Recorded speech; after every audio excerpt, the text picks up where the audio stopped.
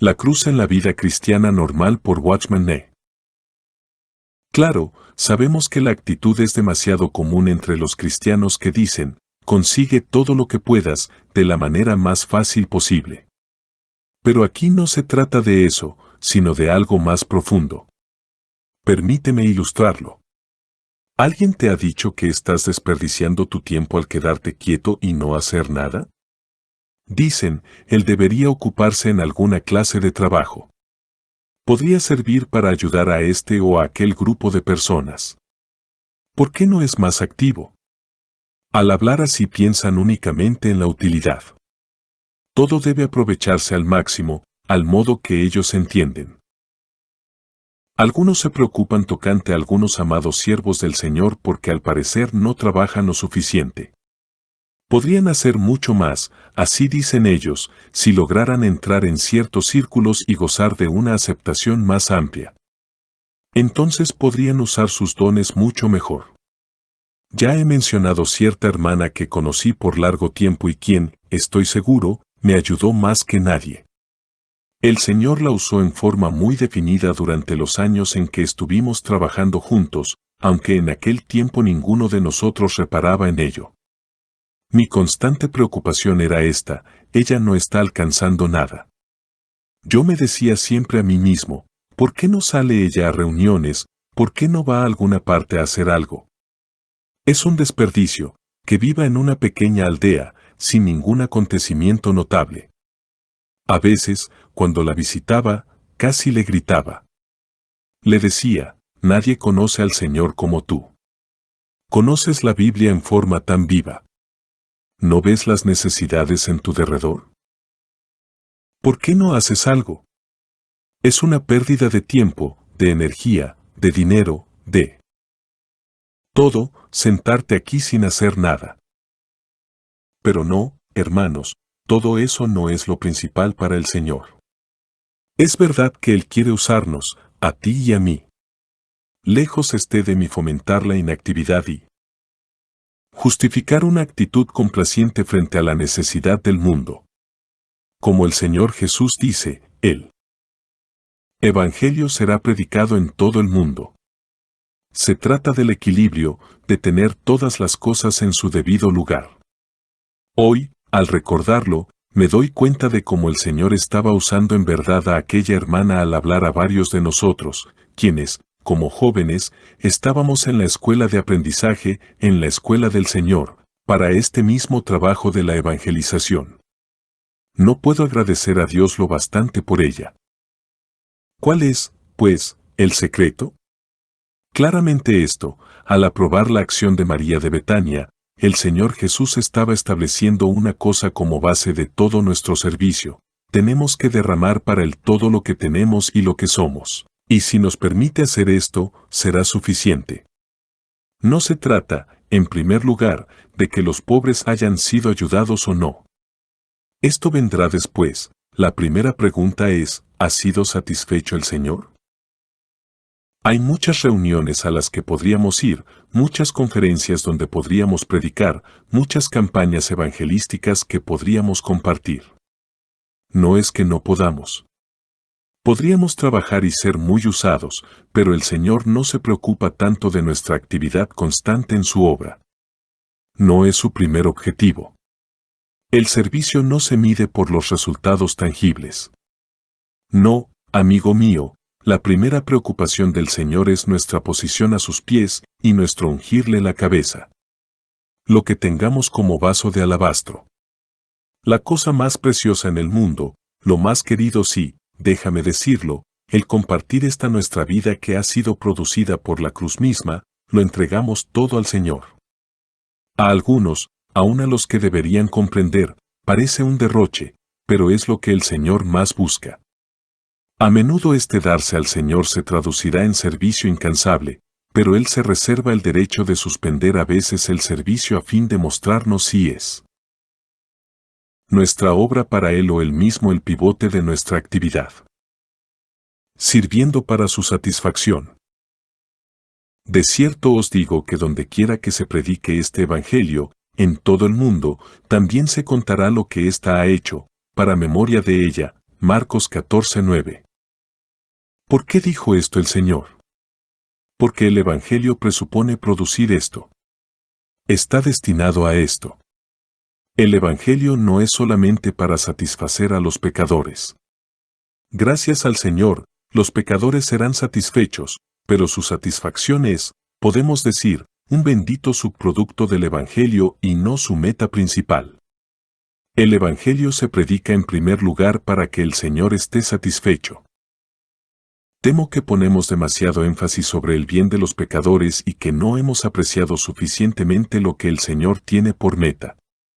Hemos pensado cómo estaría el pecador si no hubiera Evangelio, pero esta no es la consideración principal. Alabado sea Dios, el pecador recibe su parte, sí. Dios suple su necesidad y le colma de bendiciones, pero eso no es lo más importante. Lo primero es esto, que todo debe redundar en la satisfacción del Hijo de Dios. Solo cuando Él sea satisfecho seremos satisfechos nosotros y otros pecadores. Nunca conocí a persona alguna que habiéndose propuesto satisfacer al Señor no hubiera sido satisfecha a ella misma. Es imposible. Nuestra satisfacción viene infaliblemente cuando le satisfacemos a Él primero. Pero hay que recordar que Él jamás será satisfecho hasta que nos desperdiciemos para Él. ¿Has dado alguna vez demasiado al Señor? Déjame decirte algo. Una lección que algunos hemos aprendido es la siguiente, que en el servicio de Dios, el principio del derroche es el principio del poder. El principio que determina utilidad es el mismo principio de desparramar. La verdadera utilidad en las manos de Dios se mide en términos del desperdicio. Cuanto más piensas en lo que haces, y cuanto más empleas tus dones para lograrlo, al máximo, y algunos aún superan el máximo, tanto más descubres que estás aplicando el principio del mundo y no el del Señor. Los caminos de Dios con nosotros están proyectados para establecer en nosotros este principio, es decir, que nuestro trabajo para Él nace de nuestro servicio a Él. Yo no quiero decir que debamos ser ociosos, pero lo primero para nosotros debe ser el Señor mismo, no su obra. Pero debemos pensar en cosas prácticas. Seguramente tú dirás, he renunciado a una posición, he abandonado un ministerio, he perdido ciertas posibilidades atractivas para el porvenir para poder seguir con el Señor en esta forma. Ahora trato de servirle a Él. A veces parece que el Señor responde y a veces me hace esperar la respuesta. A veces me utiliza y a veces parece que me pasa de largo. Entonces, cuando es así, me comparo con otro, que está en una empresa grande. Él también tenía un brillante porvenir, pero no renunció a él. Sigue adelante y también sirve al Señor. Ve almas convertidas y el Señor bendice su ministerio. Tiene éxito, no quiero decir material sino espiritual y a veces pienso que parece más cristiano que yo, tan feliz, tan satisfecho. Después de todo, ¿qué gano con esto? Él lo pasa bien, a mí me va mal. Él nunca ha tomado este camino y, sin embargo, tiene mucho que los cristianos consideramos prosperidad espiritual, mientras que a mí me toca toda suerte de complicaciones. ¿Qué quiere decir todo esto? ¿Estoy desperdiciando mi vida? He dado, de veras, demasiado. Así que aquí está tu problema. Sientes que si siguieras los pasos de tu hermano si fueras a consagrar lo suficiente para la bendición, pero no tanto como para la tribulación, suficiente para que el Señor te usara, pero no tanto como para que te confinara que entonces todo estaría bien. Pero, ¿estaría realmente bien? Tú bien sabes que no. Deja de mirar al otro. Mira a tu Señor y pregúntate de nuevo qué es lo que Él valora más. El principio del desperdicio es el principio que Él desea nos gobierne. Ella ha hecho esto para mí. El Hijo de Dios siente verdadera satisfacción solamente cuando estamos, como diría la gente, desperdiciándonos para Él. Parecería que estamos prodigando demasiado y recibiendo nada a cambio, y allí está el secreto de complacer a Dios. Amigos, ¿qué buscamos? ¿Buscamos utilidad como aquellos discípulos? Querían hacer valer al máximo cada uno de los 300 denarios. Ellos calcularon su evidente utilidad a Dios en términos que podían medirse y registrarse. El Señor quiere oírnos decir, Señor, eso no me importa, con tal que pueda complacerte a ti, me basta. Ungiéndole por anticipado. Pero Jesús dijo, dejadla, ¿por qué la molestáis? Buena obra me ha hecho. Siempre tendréis a los pobres con vosotros, y cuando queráis les podréis hacer bien, pero a mí no siempre me tendréis. Esta ha hecho lo que podía, porque se ha anticipado a ungir mi cuerpo para la sepultura, Marcos 14, 6 al 8. En estos versículos el Señor Jesús introduce el factor tiempo con la palabra anticipado, y esto es algo que se puede aplicar hoy día, pues es tan importante para nosotros ahora como lo era para ella entonces. Sabemos que en el mundo venidero seremos llamados a una obra más grande, no a la inactividad. Y su Señor le dijo, bien, buen siervo y fiel, sobre poco has sido fiel, sobre mucho te pondré, entra en el gozo de tu Señor. Mateo 25, 21 y cp. Con Mateo 24, 47 y Lucas 19, 17. Sí, habrá mayor trabajo, porque el trabajo de la casa de Dios seguirá, como en aquellos días de nuestro relato, el cuidado de los pobres seguía. Los pobres estarían siempre con los discípulos, pero los discípulos no tendrían siempre al Señor. Había algo, representado por ese derramamiento del ungüento, que María tenía que hacer por anticipado o nunca más tendría otra oportunidad. Creo que en aquel día amaremos al Señor Jesús como nunca le hemos amado hasta ahora, pero, sin embargo, será más bendito para los que hayan derramado su todo para el Señor ahora, hoy. Al verle cara a cara, confío en que todos quebraremos el vaso para derramar todo para Él. Pero hoy, ¿qué estamos haciendo hoy? Días después de que María hubiera quebrado el vaso de alabastro para verter el ungüento sobre la cabeza de Jesús, varias mujeres fueron temprano por la mañana para ungir el cuerpo del Señor. ¿Lo ungieron? ¿Lograron su propósito aquel primer día de la semana? No una sola alma logró ungir al Señor y fue María, la que le había ungido por anticipado. Las otras nunca pudieron hacerlo porque Él ya había resucitado. Llamo la atención al hecho de que en forma parecida, el cuándo puede ser importante también para nosotros, y que todo lo dicho pueda reducirse para nosotros a esto, que estoy haciendo hoy para el Señor.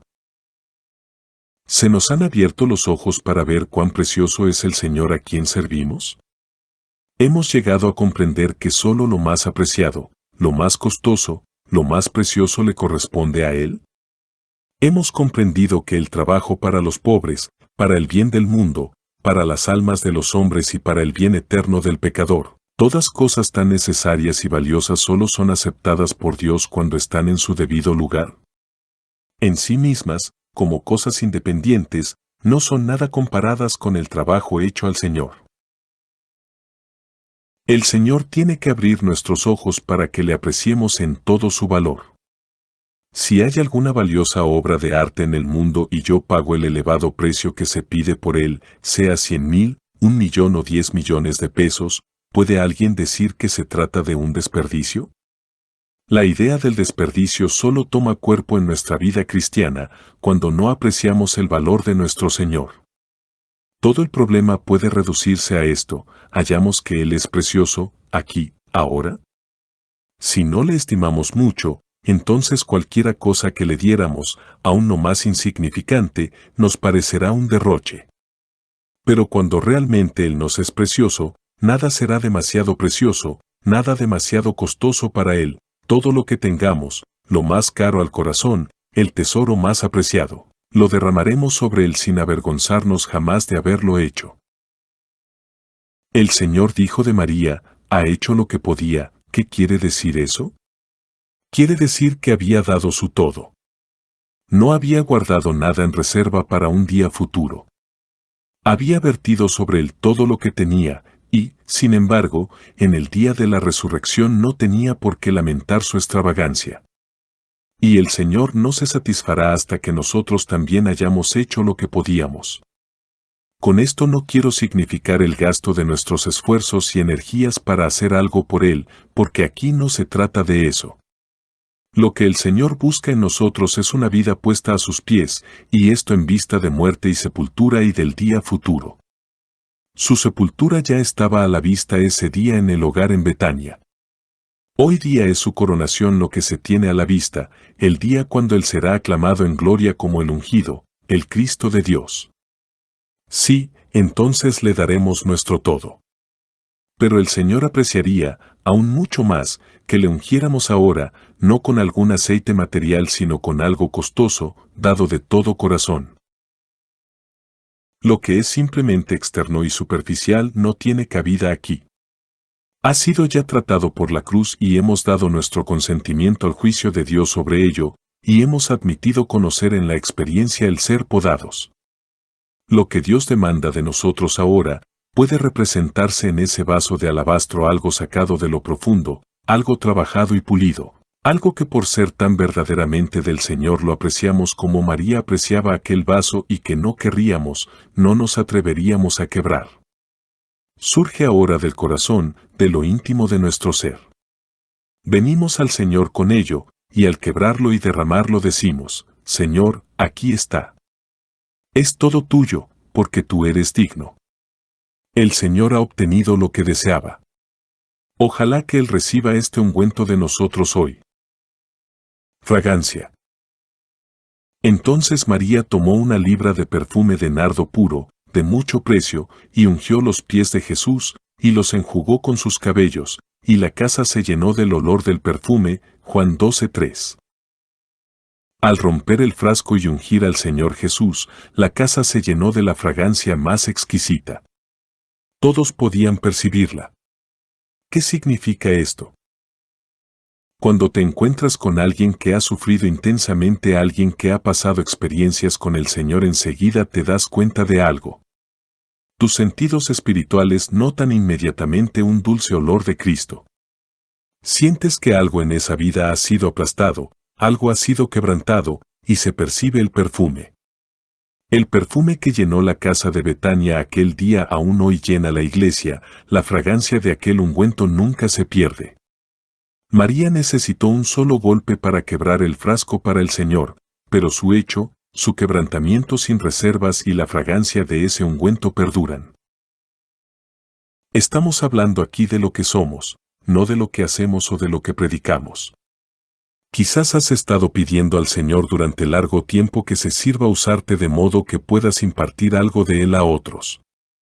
Esa oración no es precisamente pidiendo el don de predicación o el de enseñanza. Es más bien para que puedas, en tus relaciones con otros, impartir algo de Dios, la presencia de Dios, conciencia de Dios. Querido amigo, no podrás producir estas impresiones de Dios sobre otros sin que primero lo hayas quebrado todo, aun tus posesiones más apreciadas, a los pies del Señor Jesús. Llegado una vez a este punto, puede aún ocurrir que no seas usado en forma manifiesta, pero fuera de toda duda Dios comenzará a usarte para crear hambre en otros. La gente percibirá olor de Cristo en ti. Aún los menos allegados percibirán la fragancia. Sentirán que aquí está la presencia de uno que ha seguido con el Señor, que ha sufrido, que no se ha movido libre e independientemente sino que ha conocido el camino de la entrega absoluta a Él. Esa clase de vida provoca impresiones, y las impresiones provocan hambre, y el hambre hace que los hombres sigan buscando hasta llegar, por una revelación divina, a la plenitud de vida en Cristo. Dios no nos pone aquí en primer lugar para predicar o trabajar por Él.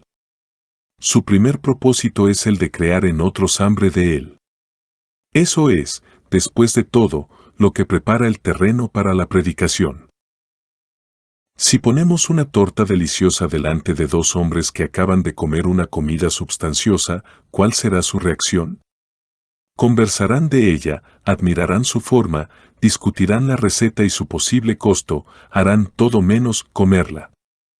Pero si de veras tienen hambre, pronto la torta desaparecerá. Así es con las cosas del Espíritu. Una verdadera obra jamás empezará en una vida sin que haya primero conciencia de necesidad. ¿Y cómo podrá hacerse esto? No podemos inyectar por la fuerza apetito espiritual en otras personas, no podemos obligarles a sentir hambre. Hay que crear el hambre y puede crearse en otros solo por los que llevan consigo las impresiones, la fragancia de Dios. Siempre me gusta recordar las palabras de aquella mujer importante de Sunem. Al hablar del profeta, a quien había observado sin conocerle bien, ella dijo, «He aquí ahora, yo entiendo que que siempre pasa por nuestra casa, es varón santo de Dios». Segunda Reyes 4:9. No era lo que Eliseo dijo, ni lo que hizo, lo que le había dado esa impresión, sino lo que Eliseo era. Pasando apenas por la puerta ella pudo discernir algo, podía ver. ¿Qué siente la gente acerca de nosotros? Podemos dejar muchas clases de impresiones, podemos dejar la impresión de que somos inteligentes, de que somos talentosos, de que nosotros somos esto o aquello. Pero no, la impresión dejada por Eliseo era una impresión de Dios mismo. Nuestro impacto sobre los demás depende de una cosa, y esa es la operación de la cruz en nosotros con miras a complacer el corazón de Dios. Eso demanda que yo busque agradarle a Él, que trate de satisfacerle a Él solo, y que no tome en cuenta el costo.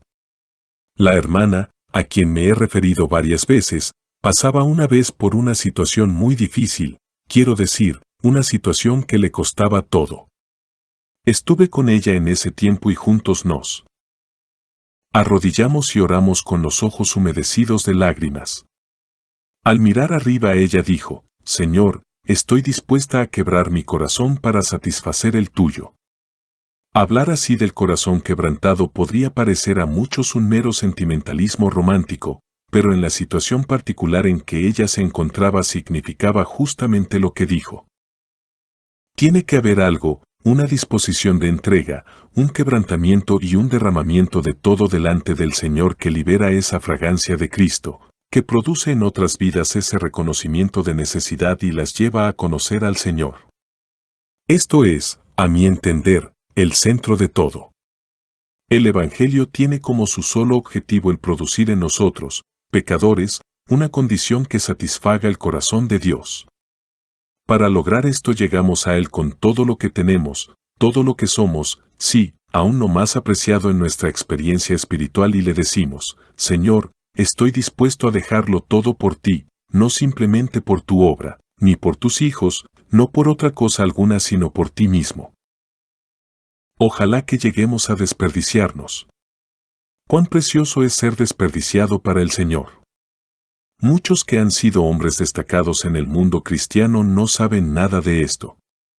Muchos hemos sido usados, diría, demasiado, sin saber lo que es ser desperdiciado para Dios. Nos gusta tanto estar activos y el Señor quisiera a veces tenernos aprisionados. Nosotros pensamos en términos de viajes apostólicos, pero Dios se atreve a dejar en cadenas a sus principales embajadores.